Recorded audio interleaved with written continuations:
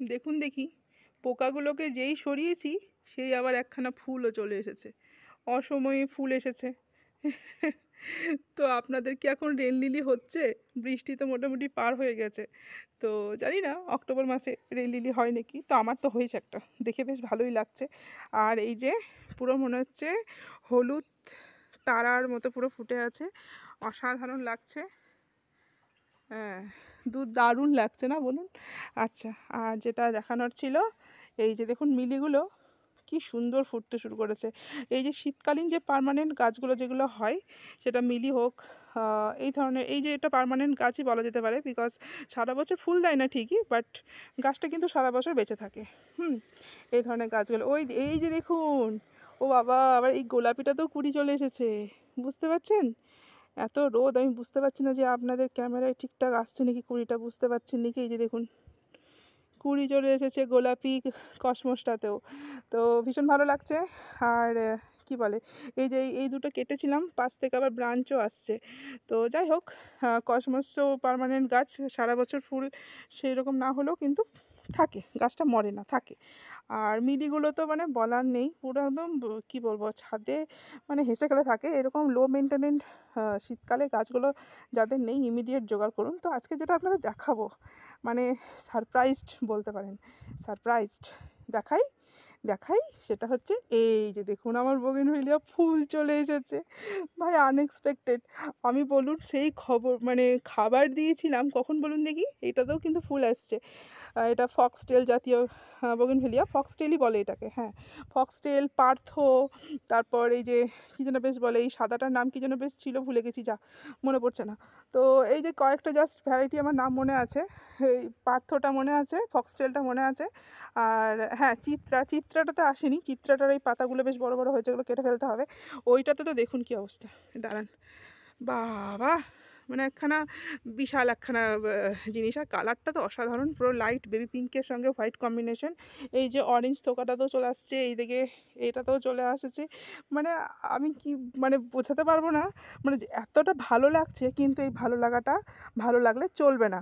আমাকে যেটা করতে হবে, মানে এই মুহূর্তে আমার কাছে টব রেডি নেই। যেমন ধরুন অক্টোবর মাসে আজকে, আমি জানি না আপনারা ভিডিওটা কবে পাবেন, তবে আমি আজকে ভিডিওটা করছি হচ্ছে 14 তারিখে। তো আমায় কিন্তু ইমিডিয়েট এই যে এই সাদাটার যে টপটা আছে না, এই টপটা ছোট পড়ছে, ঠিক আছে? তো এই টপটা আমাকে চেঞ্জ করতে হবে। প্লাস এই যে দেখুন, আর কোনো টপ না, হ্যাঁ, আর এই চিত্রার টপটা ডেফিনেটলি, চিত্রা টপটাও আমাকে চেঞ্জ করতে হবে। চিত্রা ভ্যারাইটি যে গাছটা আছে, এটা টপটাও চেঞ্জ করতে হবে। তো মাটি ভেরি সিম্পল, মাটি, বালি আর গোবর সার, এর বাইরে আমি আর কিছু দেবো না। আর বাকি আলাদা করে যা খাবার দেবো সেটা কি বলে, মিক্স খাবার যেটা আমি দেবো, সেটা তো আমার মিক্স খাবার করা রেডি করাই আছে, সেটা আমি পরে ওপর থেকে ছড়িয়ে দেবো। কিন্তু মাটির সঙ্গে মাটি মানে তৈরি করার সময় আমি কিন্তু আর কিছু দেবো না।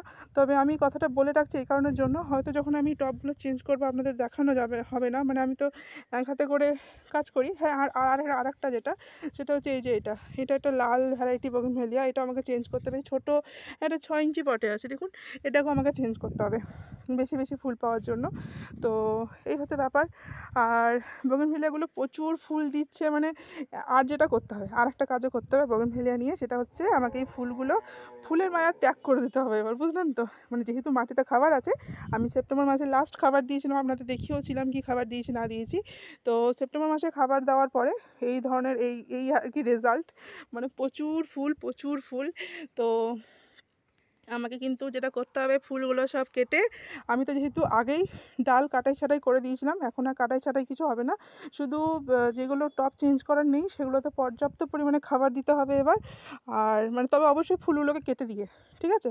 তাহলে ডিসেম্বর মাসের শুরু থেকেই, শুরু নয়, মোটামুটি ডিসেম্বর মাসের আমি হ্যাঁ, শুরু থেকেই, নভেম্বর মাসটা পার হয়ে গেলে ডিসেম্বর মাসের শুরু থেকেই একদম পুরো ফুলে ভরে থাকবে। আর এই যে দেখুন কচি কচি, এ দেখুন এখানটা কেটে দিয়েছিলাম, দেখুন দুটো ব্রাঞ্চ বেরোচ্ছে, ঠিক আছে? ফুল পিঞ্চিং কিন্তু করে যেতে হবে, পিঞ্চিং না করলে কিন্তু নতুন নতুন ব্রাঞ্চ আসবে না। সো পিঞ্চিংটা খুবই মাস্ট, পিঞ্চিং কিন্তু করে যেতে হবে। আর ফুলটা দেখে এত ভালো লাগছে, কিন্তু ফুলের মায়া ত্যাগ করতে হবে।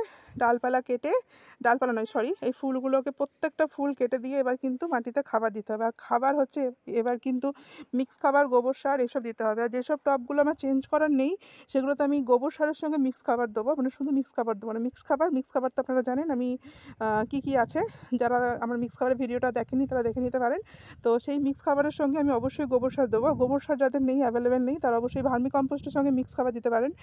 আর আর কি, হ্যাঁ, আর যেগুলো টপ চেঞ্জ করবো সেগুলো তো বললাম নর্মাল বালি মাটি গোবর সার, আর তার সাথে অবশ্যই মিক্স খাবারটা থাকবে। এই হচ্ছে ব্যাপার।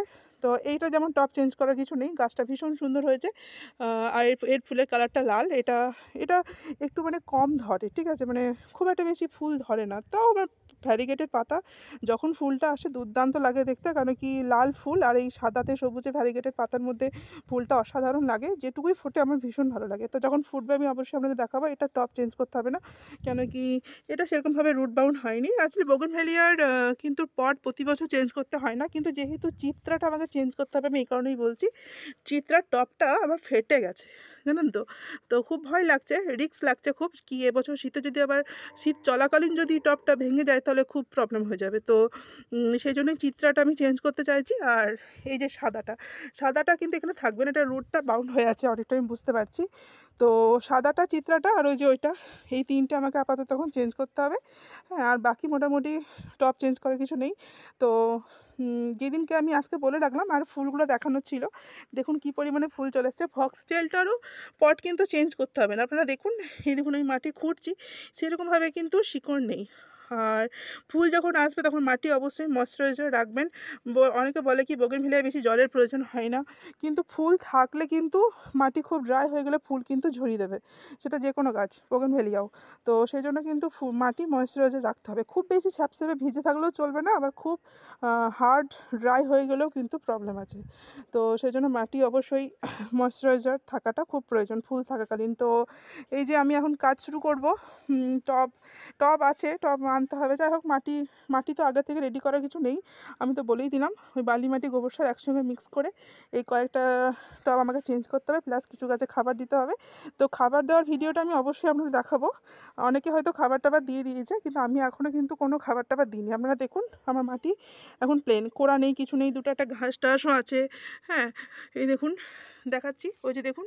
হ্যাঁ, এখনও কিন্তু খাবার টাবার আমি কিছু দিইনি বোগেনভেলিয়াতে, কারণ কি খাবার দিলে আমি অবশ্যই আপনাদের ভিডিও শেয়ার করতাম। আর যেহেতু খাবার দিইনি তাই ভিডিও শেয়ার করছি না। আর যেটা আমি অ্যাকচুয়ালি ফুলগুলো দেখানোর জন্যই এখন মানে ভিডিওটা শ্যুট করছি। মানে ফুলগুলো এত সুন্দর লাগছে দেখতে, মানে দুর্দান্ত। আবার এটাতেও ফুল চলে এসছে, ভীষণ সুন্দর লাগছে। তো আপনাদেরও যাদের গাছে ফুল চলে এসেছে কিছুদিন ফুলটা দেখে উপভোগ করে নিন, তারপর ফুল টুল সব কেটে যেগুলো টপ চেঞ্জ করার যদি হয় তো টপ চেঞ্জ করে ফেলুন। আর যদি টপ চেঞ্জ না করার হয় তাহলে মিক্স খাবারের সঙ্গে গোবর সার না থাকলে ভার্মি কম্পোস্ট দিয়ে দিন, তাহলে দেখুন শীতে পুরো ভরে ভরে ফুল পাওয়া যাবে। তো ভিডিওটা কেমন লাগলো জানাবেন, যদি ভালো লেগে থাকে তো অবশ্যই লাইক করে দেবেন। আর এরকম নতুন নতুন ভিডিও পাওয়ার জন্য আমার চ্যানেলটা অবশ্যই সাবস্ক্রাইব করে দেবেন। আজকে এই পর্যন্তই, ভালো থাকবেন সবাই, নমস্কার।